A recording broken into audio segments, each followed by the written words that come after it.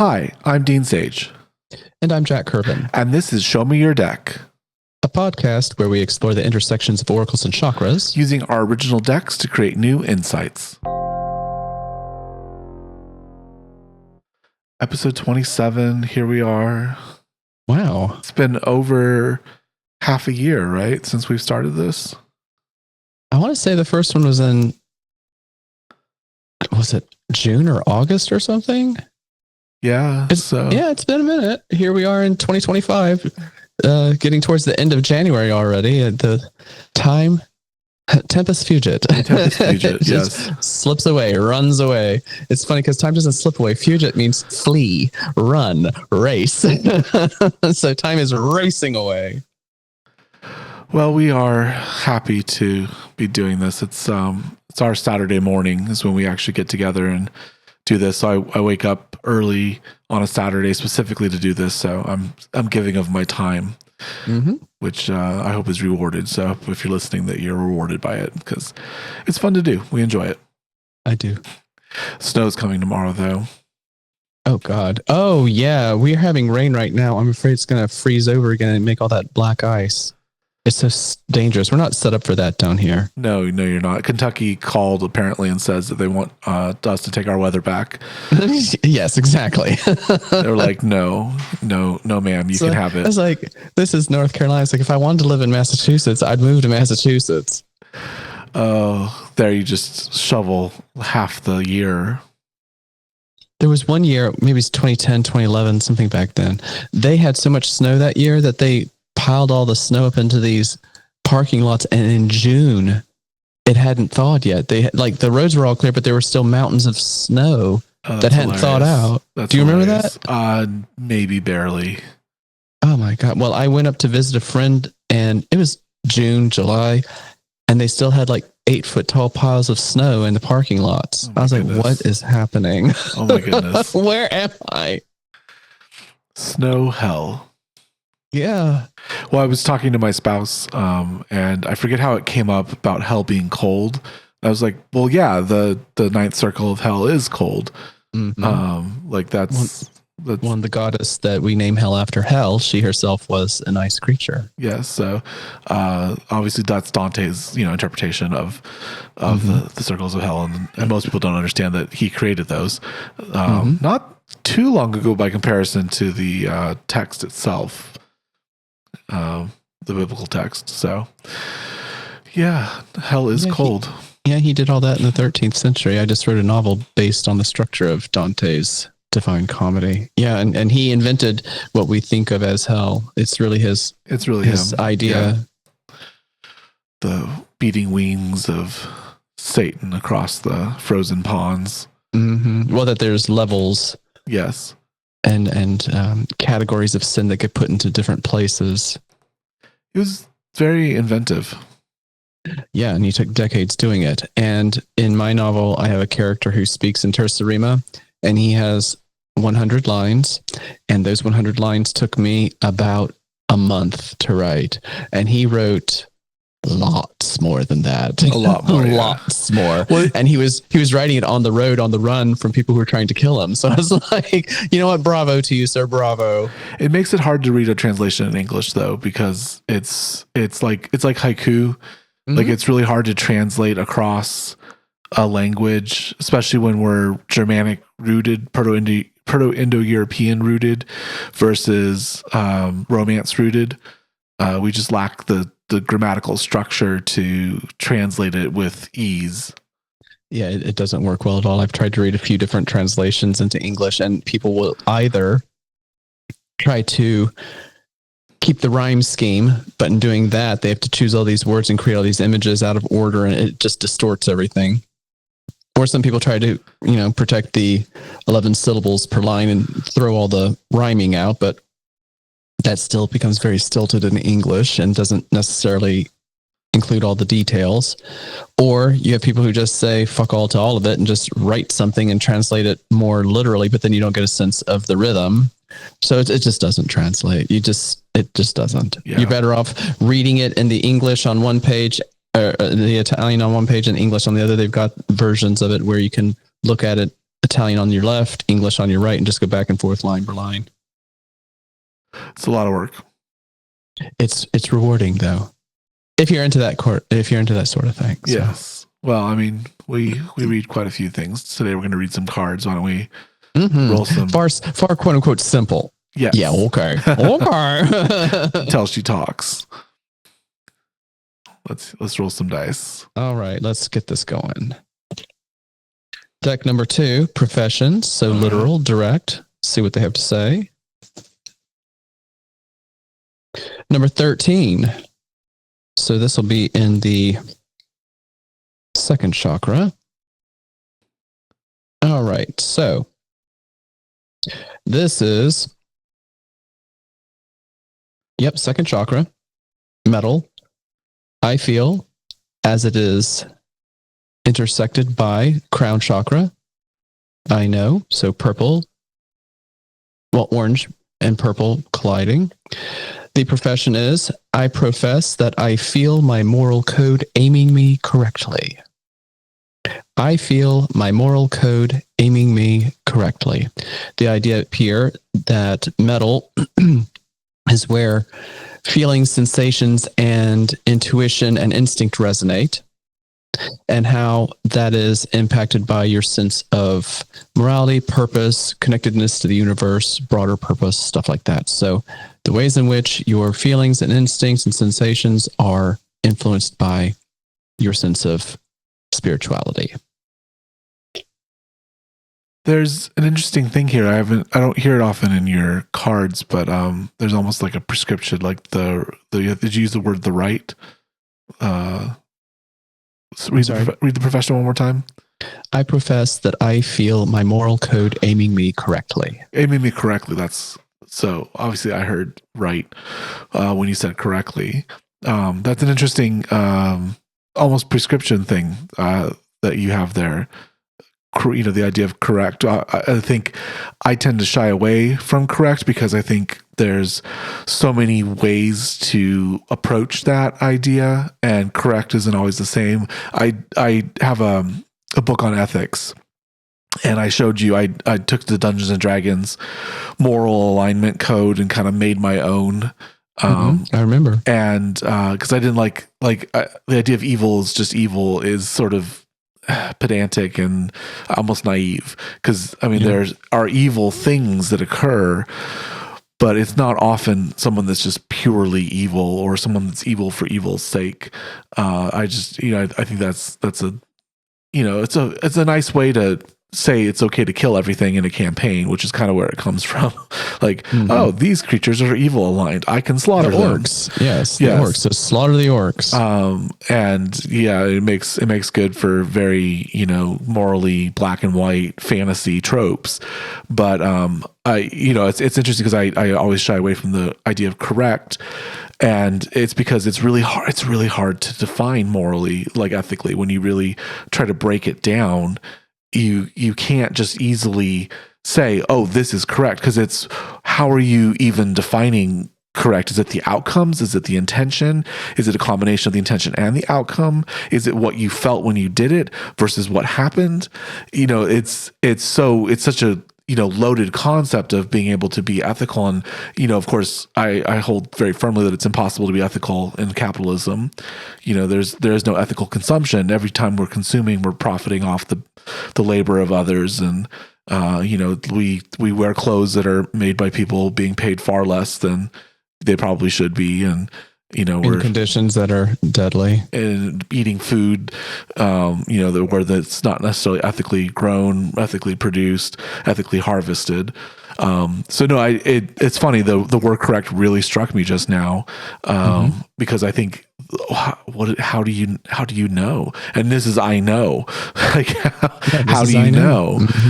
What are you like when you put this together? Where were you on this whole ethically correct sort of thing, or does it mean something different to you? Well, it means something different to me, but it's fine that you're resonating with it so strongly, because that means you're very thoughtful. When I was creating the book, it was 2020. When I wrote the haiku, is 2018 and 2019. But while I was producing the book, there was a lot that was obviously not correct happening. So within the context of when I was writing it, to your point that a lot of what we contend with in life is fuzzy, there are times when it is not fuzzy. Mm-hmm. There are times when it is not fuzzy. And I personally feel that a lot of people will fall back on the, well, what's right and what's wrong kind of argument when they know what's right or wrong and they don't want to actually look at and admit when what they're doing is just flat out wrong. Now, if something, a situation, a choice, whatever is black and white, shades of gray and blah, blah, blah. Okay, that's fine. That's fine. But there are times when that is not true. And in those times, your instinct will tell you what's right or wrong. And when I'm remembering now specifically what I was thinking about when I had this in my mind. Many years ago, I was with a boyfriend who ended up defrauding me for a lot of money. $100,000 if you want to know. And while I was with him, he was very much a holier than thou type of person. And he took me to an Alcoholics Anonymous meeting for one of his friends. He was trying to support this friend, or at least perform supporting this friend. He was not supporting anybody really, but the performance of it. So here we are being, supportive. And one of the people in this meeting, not his friend, somebody else, got up to share their testimony or whatever it is they do. And he explained that he wasn't sure if it was right or wrong, but he had gotten drunk and he had sex with his best friend's girlfriend, and he just didn't know if it was right or wrong, and if he was responsible for it because he'd been drinking, blah, blah, blah. And all these people like, oh, it's the liquor, and you're just, and I raised my hand. I was like, excuse me. But when you ask a simple yes or no question, you get an answer before you can even finish asking the question. And that little fairy or God or the voice of the deep or whatever you want to call it, your angels, they have answered your question. Is this right or wrong? You already know in an instant. And anything beyond that is debate or justification. You had sex with your best friend's girlfriend, and you are here asking us if that was right or wrong, and then trying to lay blame for it on the alcohol. In front of a room of about 100 people, I was like, sir, you know the answer to this question, and you are morally lazy. And I am not going to give you a pass for this. And so that experience was so powerful for me back then that when I hear people ask questions like, is this right or wrong? I don't even know. It's like, yes, you do. A lot of times you do. There are plenty of times when, sure, you need to reason some stuff out, but when something is as clear as that, you don't like the answer you got, and now you want to discuss it, but you know. And this card was growing out of the sense that your instinct will tell you what you need to know if you just listen to it. Mm-hmm. Your first impression is not always correct, but it is often correct. And if you need to come back and fiddle and fidget and smudge to figure out the exact fit for a situation, fine. Okay. There's all sorts of complexity in life. But the initial question, a lot of times, is simple. And then we complicate it with exceptions to justify various forms of discomfort. But if you really listen, you ring that little bell and then really listen, you know where to go. Ring the bell. That's a good metaphor. I like that. I hear what you're saying. That's an interesting, moment being in that room and, watching someone try to justify what they know is bad behavior. But this is why I think ethics is impossible, really, is that, yes, it was wrong, right? We can all agree it was wrong to do.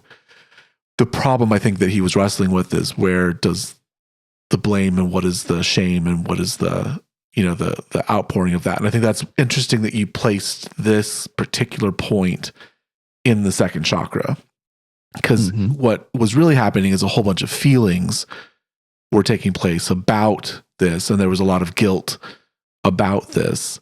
and it's trying to figure out, how do I own the guilt? How do I operate the guilt? And guilt's very, very hard to own and operate. Not as hard as shame. I think shame to me is the worst, at least for me personally. Shame is really hard, because shame is you are bad, not you did bad, but you are bad.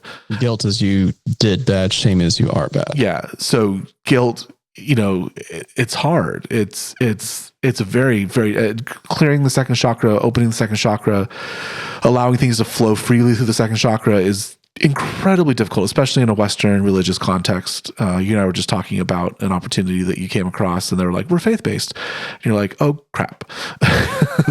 Tell me more. Yes. Because, faith-based, and I don't mean to upset any of you, but it often to me means that we will use guilt and shame to try to control your behavior. And, that's it's happened. So being able to open your second chakra in a Western Judeo-Christian context is incredibly difficult. Part of it is sexuality. That's down there. And if you're asexual, like, oh my God, not only is it hard for you to open that chakra, but you're not even doing it right according to everyone else. You're like, what do you mean you don't have sexual attraction every 5 minutes? What do you mean you don't want to have sex? Your life is so incomplete. What is wrong with you? It's like biological imperative. Why can't you just leave me alone? So, yeah, dealing with the sexual issues, dealing with the second chakra. Yeah, this is very interesting. This is a very interesting place to kind of be. I'm not even sure where we are on message. I think this is just it's resonating so strongly with me in an interesting way that I think I don't know. I don't have the distance yet. So far the context going forward until we figure out something else is understanding your choices and owning your responsibility for them. Understanding your choices, owning your responsibility. Okay, I can get by that. And it's the understanding. That's where the prevarication comes. That's where the moral debate comes, because you're through dialogue, either internally or externally, trying to understand what has happened. And the thing with the second chakra is that there really isn't thought there.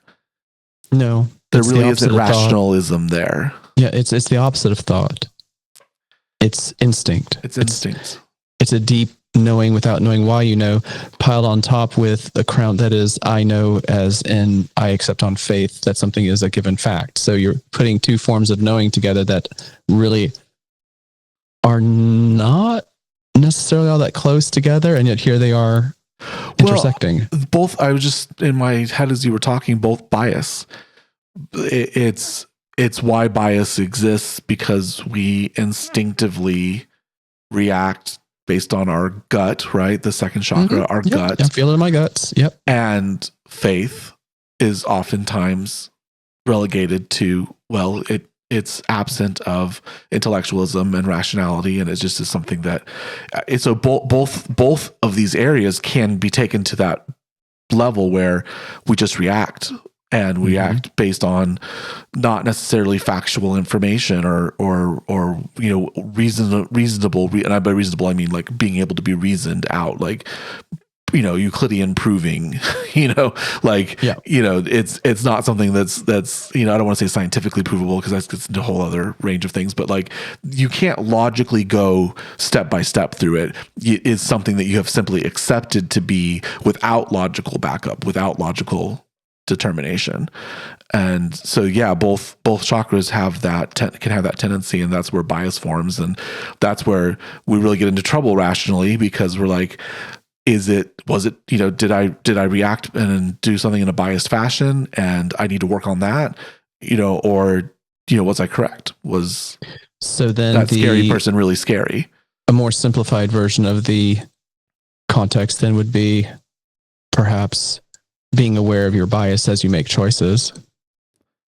being aware. What is informing you when you make choices? I like that one the best. Yeah, what's informing you as you are reacting, as you're moving through the world, right? Which chemical trails through your brain, which energy flow through your body. Are we getting serotonin here, or are we getting dopamine, or what are we getting here? Yes. What is occurring, and how are you in the world? And then I think the other question comes in is, how do you shape this? Mm-hmm. How do you set yourself up for success in these situations? And you're going back to the alcoholic meeting that you were at.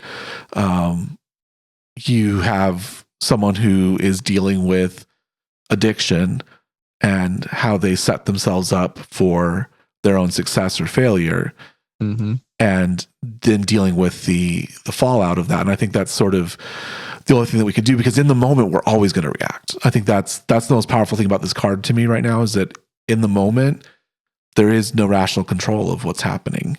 You are just acting on instinct and guided by your connection to faith or higher powers or whatever, like you said, your angels, whatever it is that's out there for you.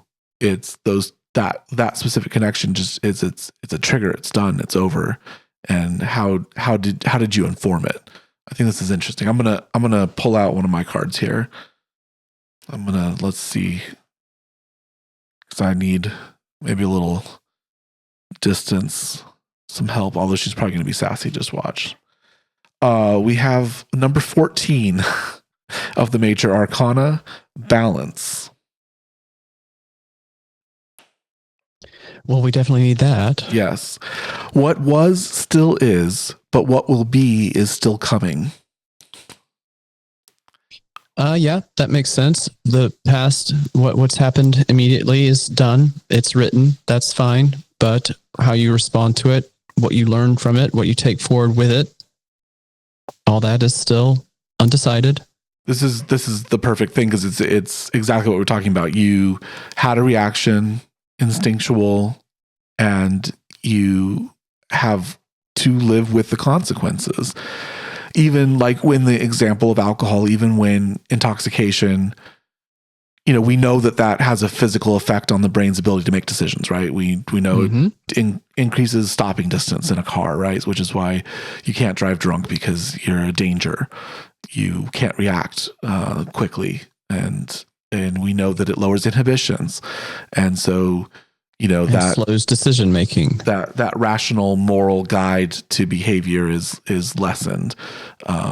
So I mean, this is an example where yes, there was context, but the context doesn't negate the effect. And this is again why I find ethical, moral thinking so fascinating, and I play with it all the time, because again, does the intention matter? Is it just the effect? Well, I'm glad you said that, because that's what I was about to mention. It's like your intention does not matter, in my opinion. What matters is this is how other people are now having to live. If you do X, but you did it from a place of kindness or good faith, and yet now there's a bunch of people over there dead, it doesn't matter what your intention was. They're dead or hurt or disenfranchised or whatever the outcome is. There are plenty of people who, with quote unquote good intentions, do something that then leaves havoc in their wake. There's plenty of examples of that. So certainly it's good that you have a motivation that you think is helpful, but the end result is all that matters. Your actual gesture, your actual choice is what manifests in the world and leaves its effect behind it. So, I mean, let's see down here. Oh, okay, here we go. If the intention, which I don't even believe, if the intention was that Black students would have an equal but separate education, if that was your intent, okay, fine. Except that by separating schools by race down here in the South, it did not result in separate and equal. It resulted in madness, just terrible results. And then you had to go all the way to the Supreme Court and do all this stuff to desegregate it. But the intent was quote unquote good. It didn't have good results at all. So you and I are going to disagree on this a little bit, and that's fine. I love these moments. So I think that intention is important to how, and this is the second part of the card. What will be is still coming. It's into how things. So they're a modern day trolley problem. You are driving in a car, and another car stops suddenly in front of you, and you swerve. Right, so you avoid one accident. But in swerving, you end up hitting someone that was trying to jaywalk. And you don't even have to kill them. You've just hit them. You've drastically, radically changed their life. Mm-hmm. The intention was to avoid an accident, and you instinctively did that. But the effect was that you've radically changed someone's life for the worse, right? You've hurt them. Mm-hmm. I think they're the intention when as you deal with the consequences of it, as you deal with it as your own being, you have to, in some ways, deal with the guilt and understand that, you reacted instinctively and did something with a good intention, which was to try to avoid an accident. Mm-hmm. And you can get into things of like, well, the person was jaywalking, they shouldn't have been there. Like, again, like this. I don't understand the point you're making. That you can do things with a good intention and still get a bad result, but it's not necessarily that you are bad because of it. Okay. All right. I see. Whereas segregation, the people that supported segregation did not have good intentions, right? They masked bad intentions with good intentions. And so, it's a fundamentally different area. So that's why I went to a trolley problem, because in some ways there are times where you're faced with outcomes that are both bad, maybe equally bad, maybe unequally bad. And you have to go with one of them. And those are in very logical instances. And then there's instances where it's just very instinctual, where you're just doing something, but you're, like you were saying, it's the only the effect that matters. I don't think that's entirely true. I think it is important. I think what was still is, right? It has to be dealt with. But when we talk about like the moral implications of it, should you feel guilty if you defend someone and, the attacker is hurt or killed? Is there you've made an effect that's harmed an individual, but you've also saved an individual, right? So there, the intention. And then the worst thing that happens, of course, is that you intend to save someone, and by interfering, they actually get shot. Now again, you've got what has happened, right? What will be is still coming, and you're kind of stuck in the middle of this, where intentions are important to the mix. I can't tell you exactly how they balance out, because this is, again, I don't have the answers, but I do find it interesting. I'm thinking of two specific examples. There was in New York City, was he a former Marine or something who choked out a guy who was attacking somebody on a subway, and that guy died, but the Marine protected the people on the train. So now he's being released or something. And it was all very complicated, but there was somebody who was mentally unstable, threatening people on the subway. And this guy put him in a chokehold. The guy died. And there's been all this fallout from that. So that's an example of somebody, taking out one person to save others, but then killing the one who's taken out. But the guy was mentally unstable and off his meds, and he wouldn't have acted that way if he was on his meds. And, there's all these mitigating factors in that. This is why it gets complicated, because I think that there is context to these things. And I think what you and I are on sort of two different tracks. And I think that's fine. That's wonderful. There's two ways to look at this, which is what was still is, right? So it very much is. The result is here, and we are with it. We live with it. And for you, that is the result, right? The action that you took is what matters. And go ahead.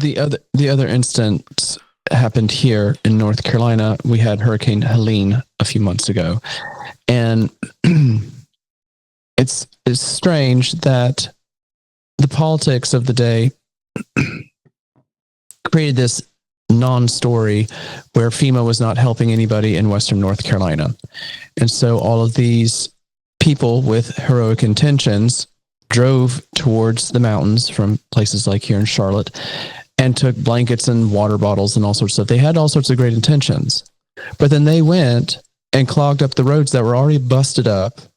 Many of them had to then be rescued. A lot of the stuff that they took with them wasn't even what the people locally needed. And it just complicated the problems, especially because FEMA was already there. But people who don't like the government for whatever reason did refuse to believe that, and so they took it upon themselves to go up there and help people. But by getting in the way, they made it worse. So the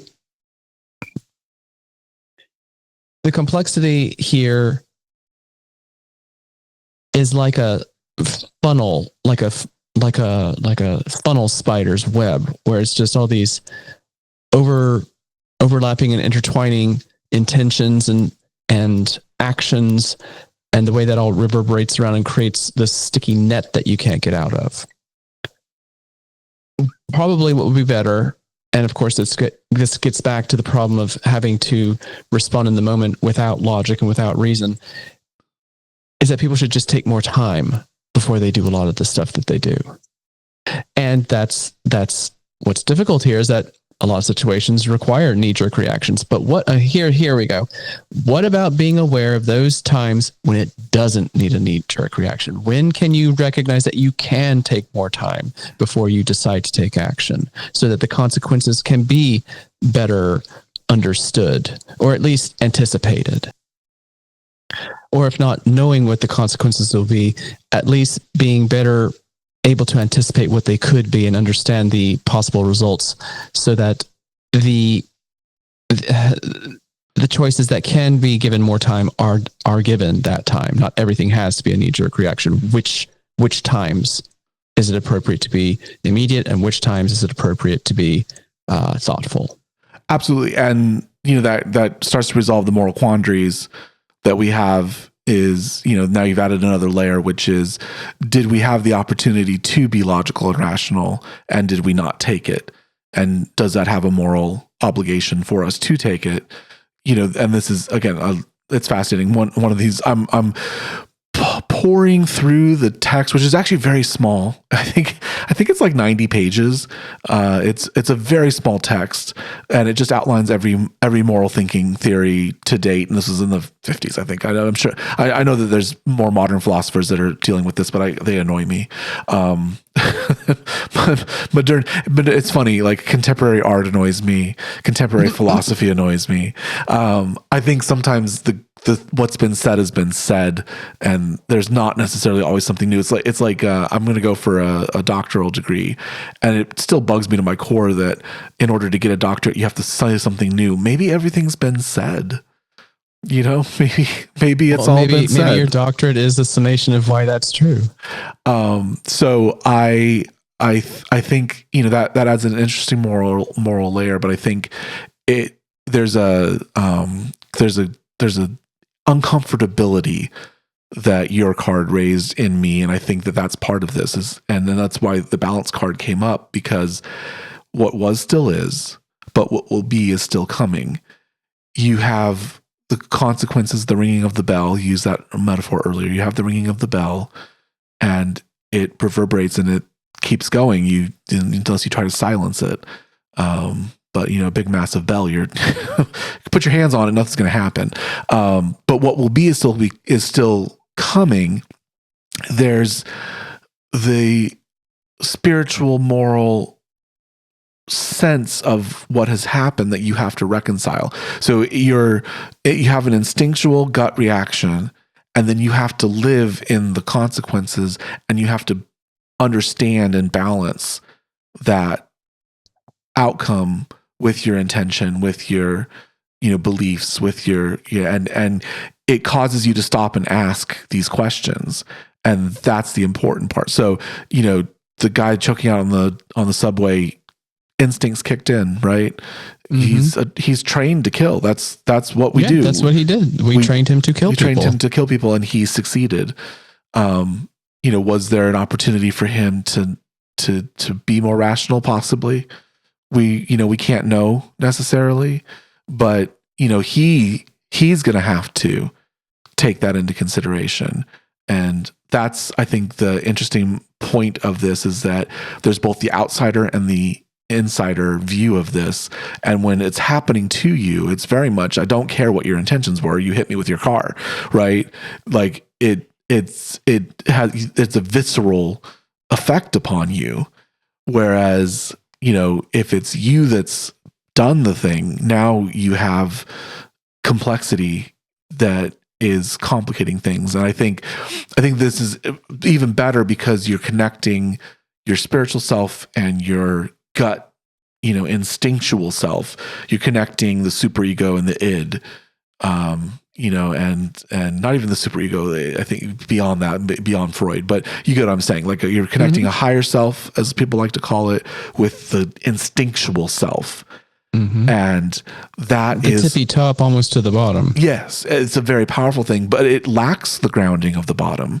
I think that's the interesting point about because this connection. Is one level up. It lacks that, and in your system, molten metal, in my system, water, there is not a solid base, and this is a vastly interesting connection. So, well, it's so different from the ones that have come up repeatedly. Would be the cathedral and the obelisk has come up repeatedly. We've not had the compass come up. No. And it's an interesting image because the compass will point north, but not without first doing this big, complicated dance, jiggering around, trying to mush itself out. So you have to have something guiding you. And in the midst of all this turmoil and complexity and overlapping and question, yes, but you still have to have something guiding you, even if it does wiggle and wobble around. I think I like your system because it intersects. So there's always a directionality to it. I think this is a very big call to just do what you said, which is the only thing you can do is set your north. Right? The only thing you can do is set your beliefs, because they will influence and affect your instinct. They will influence each other and become paired. Yeah. And now we can fly in straight lines, I suppose, but when people say, "Oh, I'm going to go west," or "I'm going to go north," you're not going to do it in a straight line. You're going to have to go around obstacles. You're going to have to go through gullies and over mountains. You're going to have rainy days. You're going to get bit by a snake. There's not a direct line anywhere. So I profess that I feel my moral code aiming me correctly. The aim might be correct. It doesn't mean that the journey is a straight line. And it doesn't mean that you'll encounter consequences that are unintentional. Yep. Many of which you cause yourself. And then have to balance. Yes. You have Do you to want my card or yours next? Yours. Okay, well, let's roll. We're going to go up to, oh, great. We're going to the projections deck. This is my sassy deck. Which number? Oh, boy. Here we go. All right, come on. Number 21. So this will be in the action. This will be in the fire. Solar plexus. Come on out. Oh, wow. Okay, well. Okay. This is fire intersecting with metal. So how what you do is influenced by what you feel or what your instincts tell you. And so yellow and orange, we have, you are perfect and you can be better. Find a mentor or coach. Copy the people you admire. Learn from those you don't. I mean, yes, just. I mean, come on. Leading us right down the road. The fairies are guiding us. The fairies wanted this card. You are perfect and you can be better. Find a mentor or coach. Copy the people you admire. Learn from those you don't. Well, that's pretty much what we've been discussing, except looking at external examples to help guide you on this path that we've been discussing this whole time. And it goes back to the balancing of the self and the higher self, and the balancing of ethics and morality and things being right and true. Yeah, no, I mean, it's laid right out there on the line. You have to find the things that you want to influence you. You have to define them and you have to learn from them. I like that you start off with "you're perfect" because that is a non-zero instance when it comes to morality. There's quite a lot of morality that is based on you are not perfect. Mm-hmm. You know, the Judeo-Christian aspect being the prime one. You are said to be imperfect and unwhole and needing tainted. Yes, tainted, fallen. And that is your starting point, and your morality is tainted by that. Whereas you are perfect, you are whole, you are okay as you are, but you can be better. Mm-hmm. Yeah. I have fun with this card. When this one comes up, people get upset. Oh, really? Why? I'm already perfect, then I can't be better. I was like, no, now you're just refusing to see what the words mean. You're trying to be pedantic about literal words and not seeing what it's saying. Yes, you're perfect. But is this all you ever want to be? Okay, if you never change, okay. I mean, that's fine. You're perfect. And yet you have a capacity for growth, a capacity for learning, a capacity for becoming. So, yeah, you're perfect. You're deserving of love. You're deserving of respect. You're deserving of kindness. You're deserving of all the human rights bestowed upon anybody. Yes, you are perfect. And you can be better. And the card is suggesting that you look outward for examples of how to improve. You know, the first couple of cards, I feel, were more internal. You know, the sense of what North is, and then how you bring balance to what you perceive to have been or done. Well, now, maybe not all that has to come from inside of you. What are examples external to yourself that help you understand your internal self better? You don't have to have all these answers. You don't have to have done everything perfectly. You can see what somebody else has done well or not well, and then profit from that. From those examples, standing on the shoulders of giants? Mm-hmm. I just, as you were talking, I imagined, a perfect sphere is a very imperfect gear. Being perfect in one state does not mean that you are perfect in every state. And if our journey is one thing, I think it's getting to deeper and higher states. Yeah.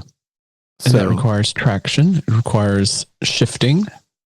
And mutability and moldability, which you have with fire and metal. You've got molten metal. You're perfectly melted, but ready to be shaped. What's interesting with my system, and you say it every time metal comes up, you always refer to my system as being molten metal.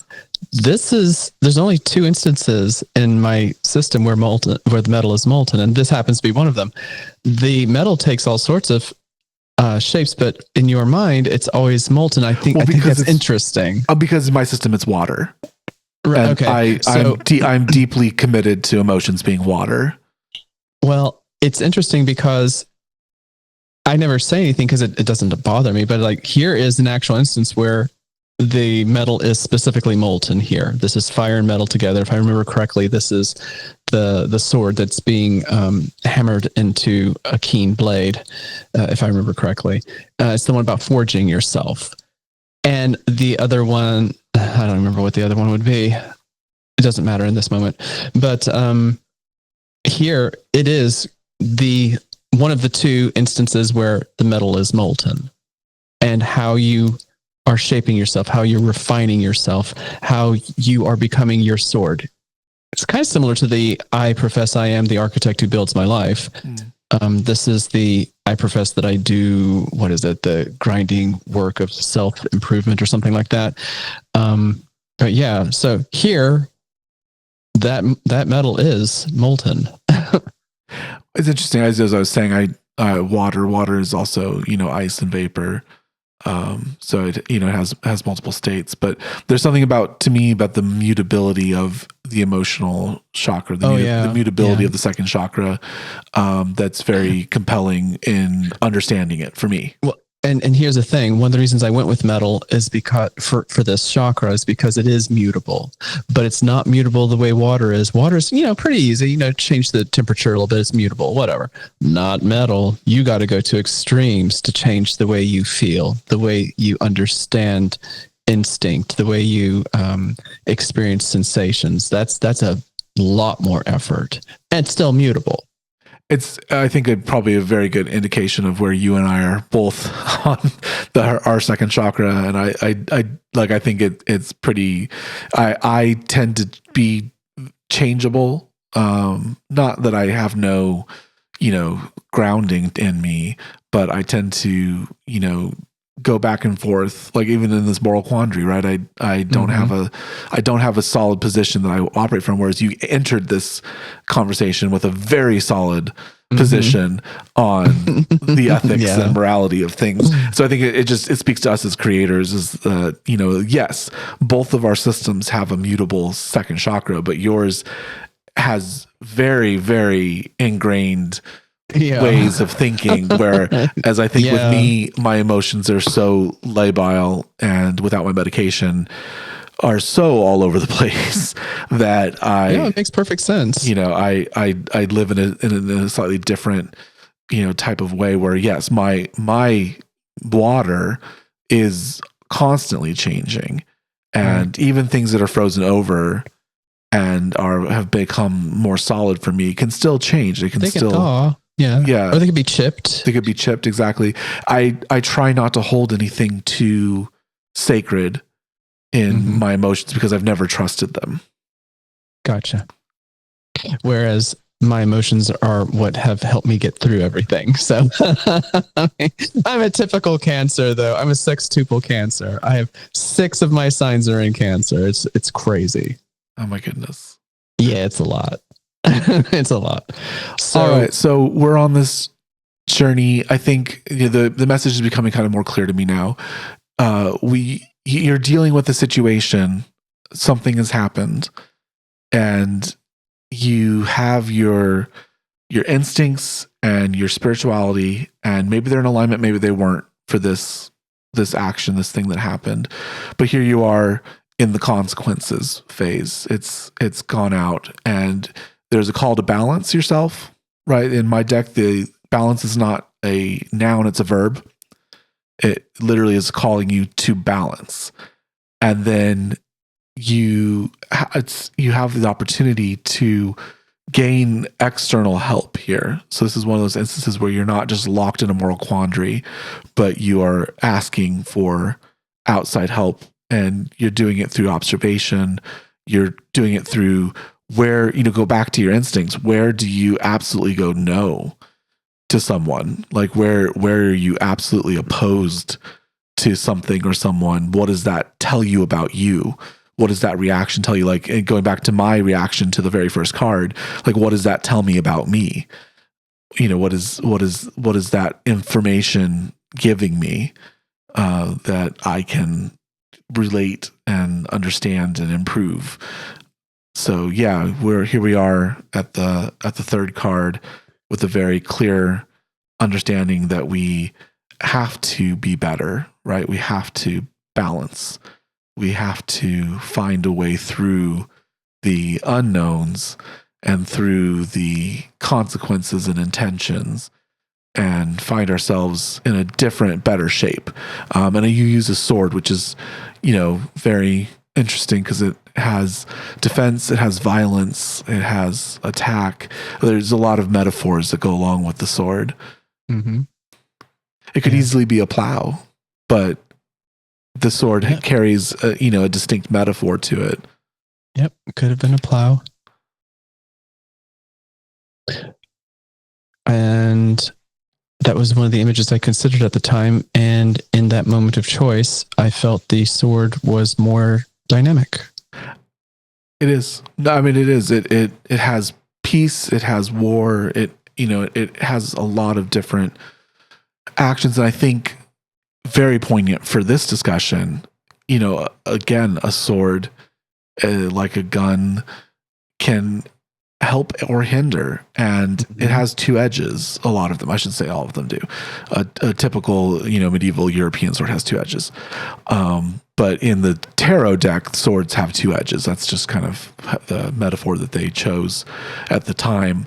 And you can cut very easily as you can save, and I think that's the way our morality works. Is you can hurt as well as you can help. Yeah, you can parry and you can deflect. There's another sword image that I can think of in my system, and that's when fire intersects with akasha. That's when yellow hits purple, when what you do is affected by your sense of morality or purpose. And I'm pretty sure that's the lighthouse in my system. And the haiku refers to, that beam of light swooping around like a sword, defending people against the crashing on the rocks, directing people towards, safer choices, and doing it from a place of wanting them to be safe, not from a sense of trying to control them. So that's another sword image from a different card. But yeah, when I was considering the plowshare, it really has one purpose, and the sword has so many more. And I just like the idea that the haiku of that one is being in a forge and flipping and folding and hammering out all the excess, slag and everything. I don't know if you have to be that specific with a plowshare. I honestly, I don't know. But with the swords, you have to hammer all the impurity out. Oh yeah, tempered steel, Damascus steel. That's kind of what you're talking. Yeah, like even the katana. There's so much effort in. They're folded like 1,000 times and just hammered the literal shit out of them. Just by the time it's done, it is metal, and all the other stuff that might crack or break or be brittle or whatever, it is gone. It's been knocked away, and that's the effort that's required in my system with metal to create change. It's a lot of work. I think as you were speaking, I was, relating this that morality is a sword that we carry, and ethics is a sword that we carry, because you have instances like, I'm thinking of the fires in California. People are just opening up their homes because it's the right thing to do. Mm-hmm. People should have shelter. People should have safety. And then I think about people who say like they have moral opposition to welfare or, to public assistance, homeless shelters. They literally have a moral grounding that tells them that you can't do something for someone else. You have to teach them to do it for themselves. And this is underpinning moral ground. And I know you're not going to, agree with it, and that's fine. But it is, there are people that operate from this point of view. And that's why like the sword image is so interesting to me, because there are moral guideposts that people put down that lead to such horrific outcomes, but it's rational and logical to the system. I think that's a call to us to think about, even in our own system, where does something like that exist? It's strange because although we're not supposed to be a Judeo-Christian country, people act as if we were or were created to be such, and it's just simply not true. All you have to do is read the writing of the founders.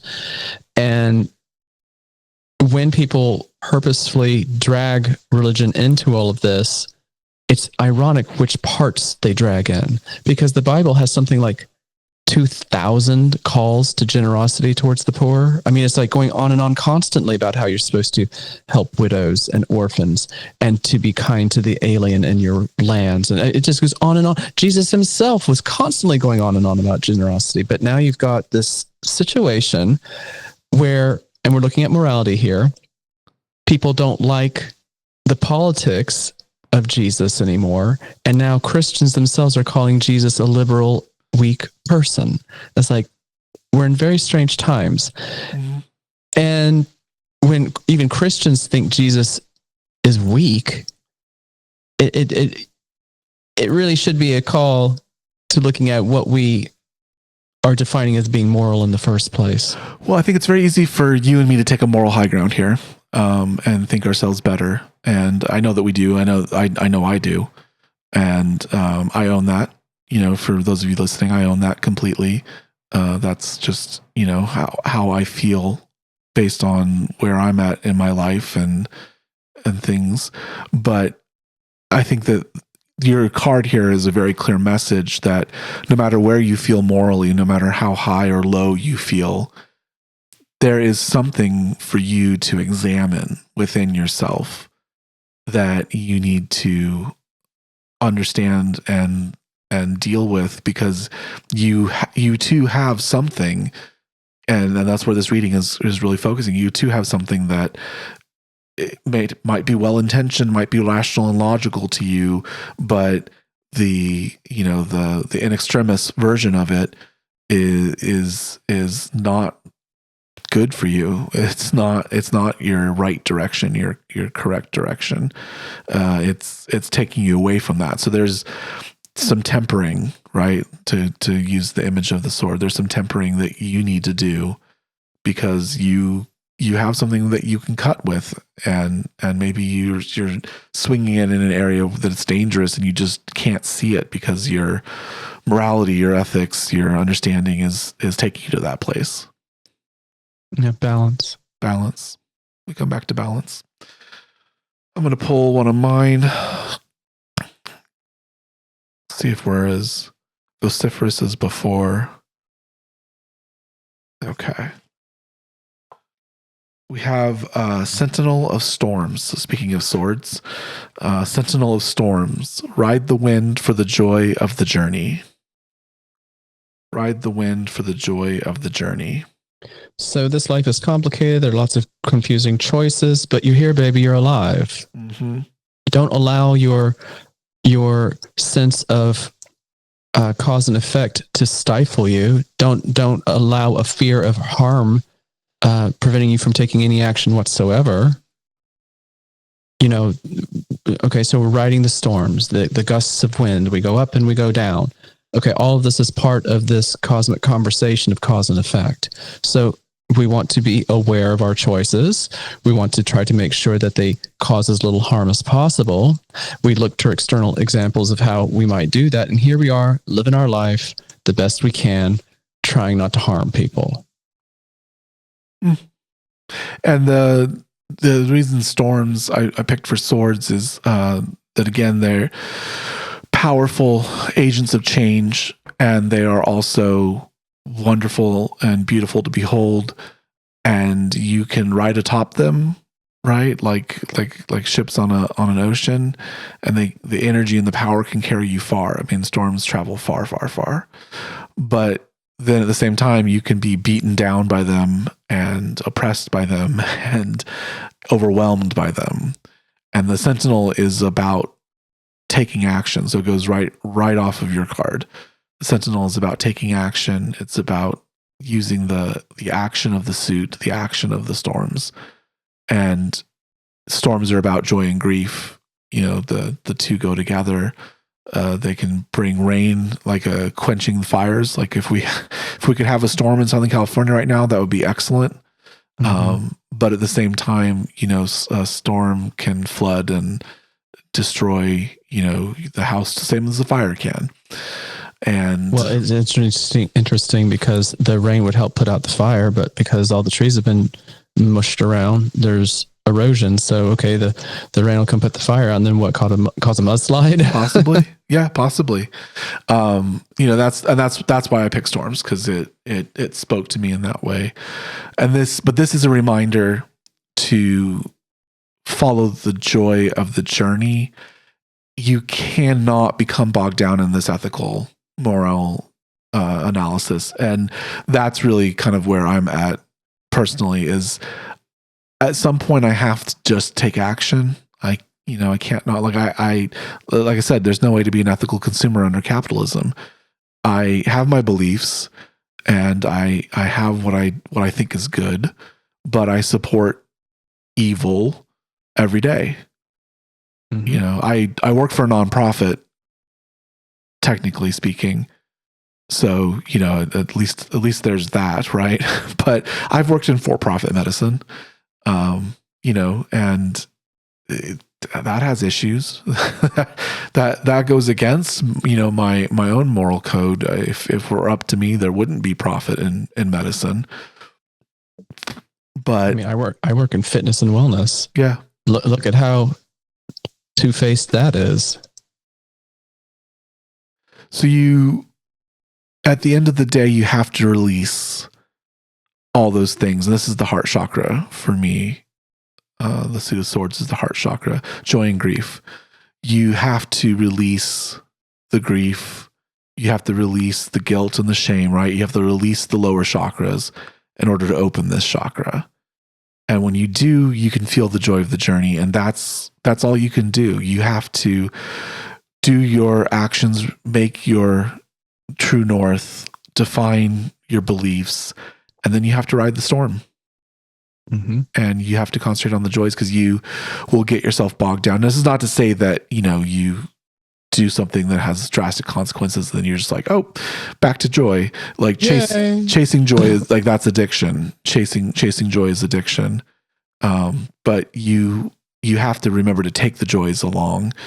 You can't just focus on the negative. You can't get, like, it's balance. You can't get lost in the consequences. You can't get lost in the guilt and the shame.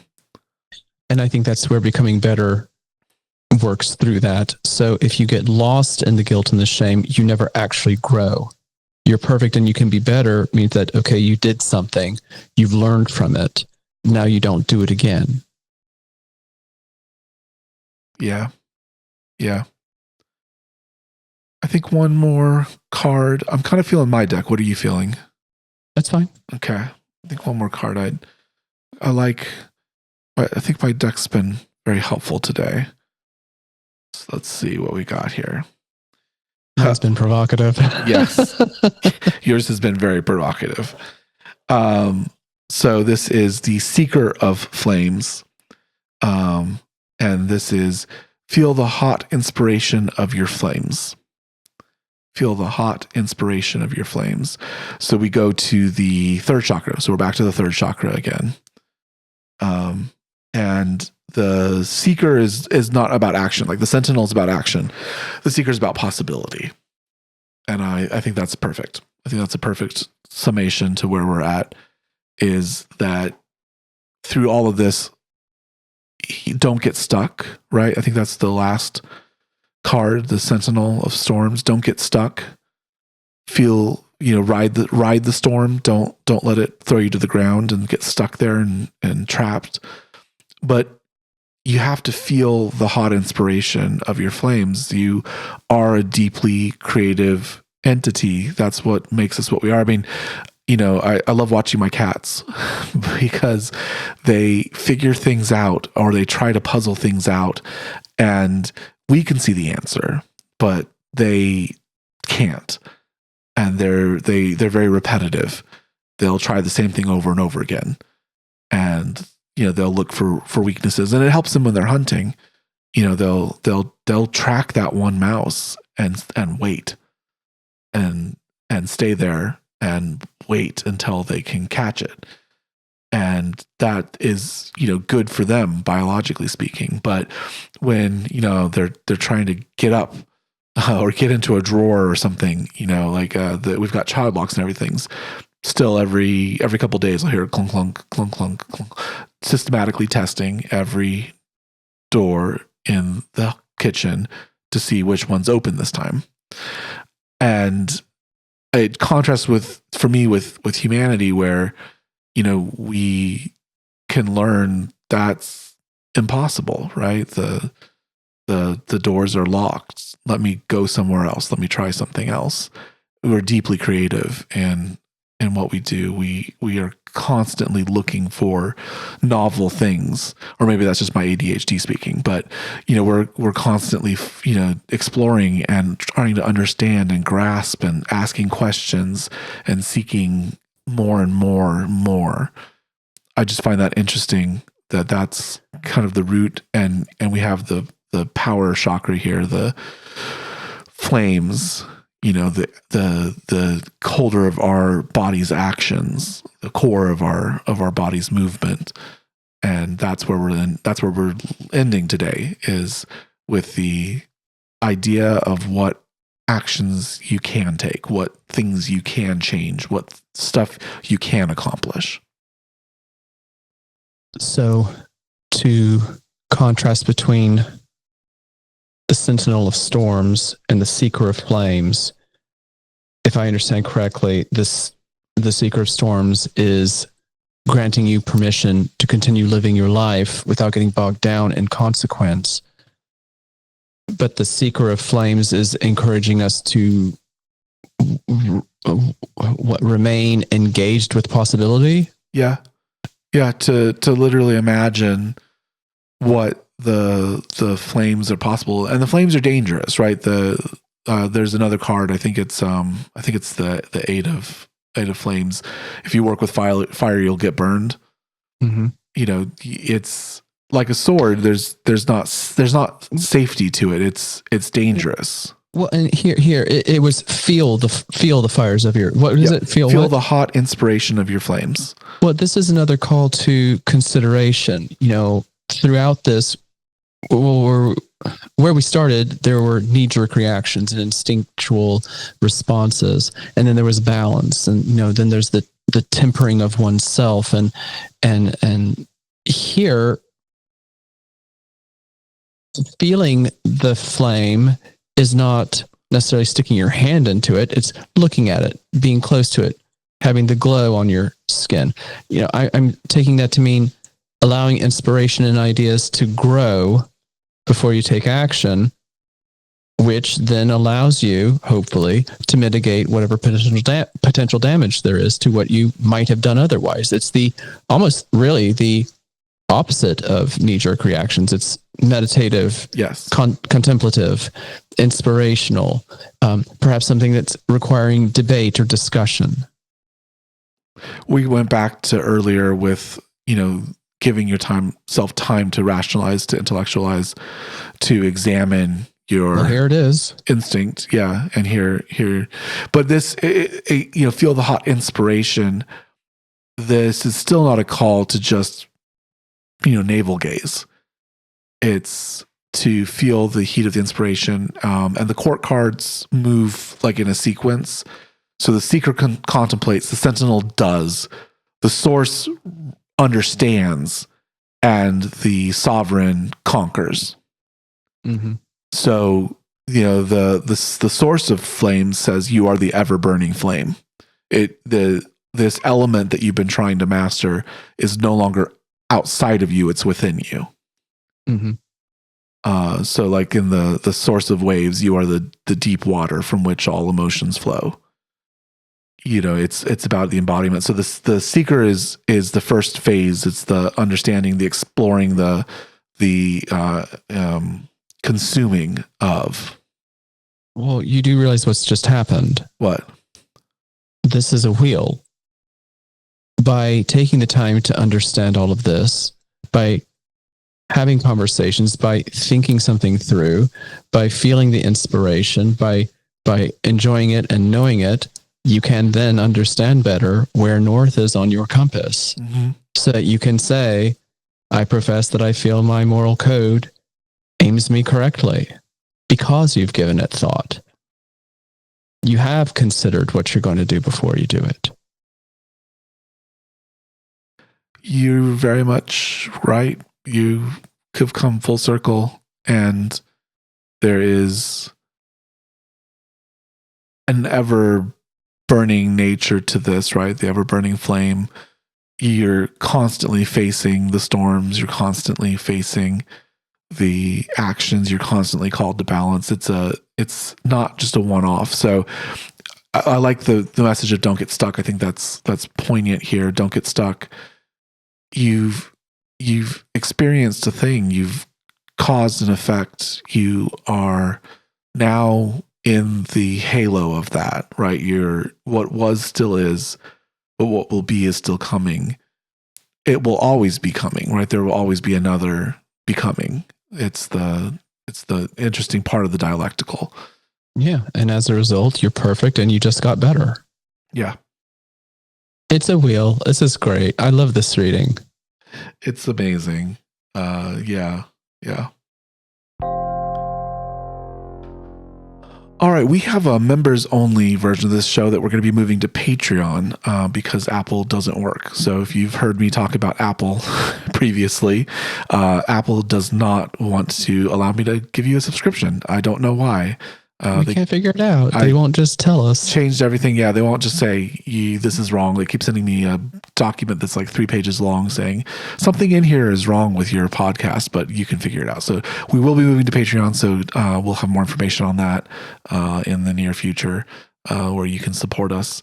But we are on YouTube at Show Your Deck. Show Your Deck on YouTube. Our books and decks are all available at showyourdeck.com. There's a page that has links to where you can buy the decks through our publisher and where you can buy the books either through Jack directly or for mine through Kindle and Amazon. It's free on Kindle Unlimited. My guidebook where you can get the card descriptions as well. So if you prefer not to use a deck, you can flip through a book. You can actually buy a physical book and flip through it and do your readings that way. That's kind of fun. I designed the book so that the facing pages are all under your thumb. So wherever your thumb stops, you've got a new card to look at. And then, Jack, where can we find you? I'm at 49 Haiku. So the number 4, the number 9, HAIKU. Online, that would be 49haiku.com.